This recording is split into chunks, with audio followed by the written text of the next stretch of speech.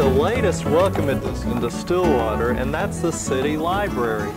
And joining me is Mr. Mark Bays of the Oklahoma Department of Agricultural Forestry Services. And you know, when we think about forestry, we think a lot about timber production and the commercial aspect, but Mark, there's really a lot more to it from an urban aspect, and that's really evident here at the new library. That's right. Tell me what you think about the planting of trees here and what kind of benefits we're going to see. Well, it's really exciting to me to really see, with all the new development that's going on here and across Oklahoma, people are realizing the importance of putting trees in and including trees in that initial budget. When you talk about renovating the old high school here, the benefits that these trees that they have on the area here in 10 to 15 years that you're going to be seeing, it's going to far outweigh any initial cost that they originally might associate with getting the trees established. What are some of those benefits specifically? Well, trees really, well, they tie up carbon dioxide for one thing, and if you think about all the people in urban areas, it's really nice to have a large population of trees to tie up carbon dioxide. Property value increases around areas that you have more trees planted, and trees really are a drawing force. You know, if you have a tree out in the middle of the field and people are in that field, where they're going to be drawn to? Well, they're going to be drawn to those trees. And I think they've kind of insinuated that with the trees around the public area for people to kind of rest too. Now, obviously it helps with noise pollution, which we're hearing a little bit of now in the background, and erosion and just shading. So there's many positive things with trees, but we've looked at the trees. I mean, they've just really been planted within the past few weeks. There's more to it than just planting that tree too, isn't there? Exactly. The trees that they've chosen for around the library here really grow well in this type of setting. And if you talk about urban trees, you know, you have to think about the different soil types that we have in urban areas, and it's important to match that tree with the particular soil type, you know, the amount of sunlight. Like back up here towards the entryway of the building there, they have a Japanese maple planted, and it's on the north side of the building that's going to receive a lot of shade. So they're doing a really good job of matching the tree to the particular location. Right, I noticed even closer here it's lower and there's a lot of water standing from our recent rains, and we have like a ball cypress here. So they've done some homework in putting the right tree in the right location.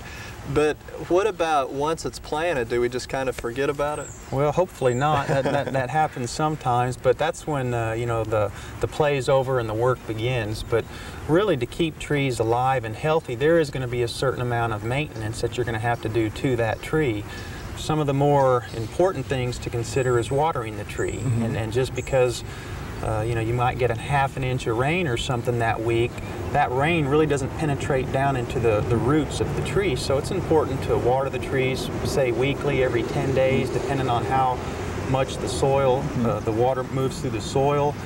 And you know, you may fertilize the tree every so often. And I noticed they've mulched and staked, which is important, especially mulching to keep the weed eater blight and the competition from grass. And staking is really more of an importance. If the trees are too big, they're going to fall over. And obviously, these are pretty good sized trees. But when we're talking about getting a tree established, how long are we looking at even to really kind of lay off of the concern? Well, these trees were ball and burlap trees. They came in that burlap container, and it takes about 3 to 5 years for those roots to get established in that new planted area. So keeping the trees mulched, protecting the roots from the extreme soil temperatures that we have here in Oklahoma is important, and watering them actively for, you know, 3 years is really important to do. So it's a continual thing to really get one established. Now, your department actually deals with the educational aspects of urban forestry.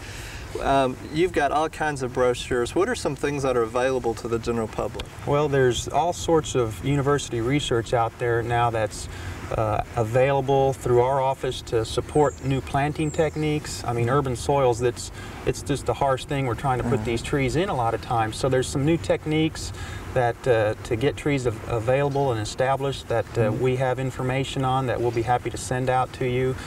Community involvement, tree board development. If you have a group of volunteers that you want to get together and start just a tree watch network or whatever, we have some of that type of information. Which is what Stillwater's just recently gone through, and then I know they've also been involved in some of the grant programs. What about those? Right, there's some grant money available through Forestry Services to help communities implement local community forestry programs. It can be for things like tree inventories, going out and assessing the current health of your trees in your area, and to come up with some kind of a management plan, you know, for the trees in your parks. So some money available, which is a nice thing too.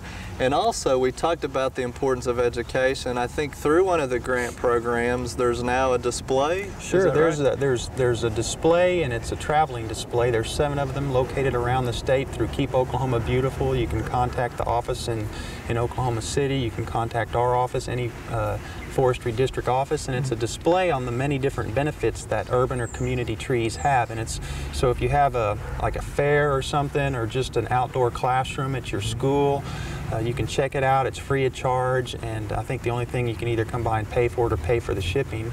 But it's kind of shows the benefits that urban and community trees have. So it really helps in that educational process. Right. And also, you started a few years ago a statewide urban conference. Urban Forestry That's coming up pretty Conference. soon, isn't it? It's coming up June 3rd. It's going to be here in Stillwater. And this is the 3rd year for it, and the format is really kind of unique. The first couple of years we essentially just sat everybody down in a big room and talked to them all day. Well, we're going to still keep part of that in place. We're having Bob Skira, he's an international urban forestry consultant, been involved in urban forestry for 20, 30 years now. He's going to talk to us about activities going on around the country.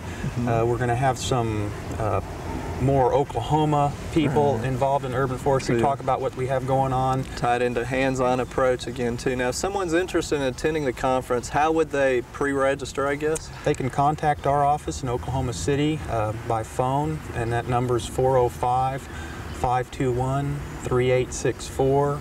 Extension 296, and just request a registration form. Okay. The one thing that's neat about this year's conference is we're going to have afternoon workshops, and you're very involved in that, and it'll be that hands-on training of So they planting. do need to pre-register though. Yes. And what is the deadline for that? The deadline is May 27th, and they can contact our office. All right. Why don't you give your mailing address too, in case somebody'd like to write to you? Okay, it's 2800 North Lincoln Boulevard, Oklahoma City, Oklahoma 73105, and that's Forestry Services in the Oklahoma Department of Agriculture. Well, Mark, thank you very much for joining us, and it's encouraging to see how you guys are involved in developing that good feeling that trees give to people across the state, and it's really nice to see it taking place right here in Stillwater at our new city library. Thanks again. You bet.